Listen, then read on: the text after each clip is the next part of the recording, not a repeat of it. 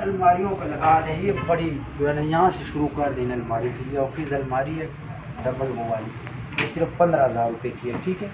इंटरवुड की बनी है, साथ ये आपने कुछ ठीक हो गया ये, ठीक है। ये अलमारी है, ये भी 12,000 रुपये की है, ठीक है।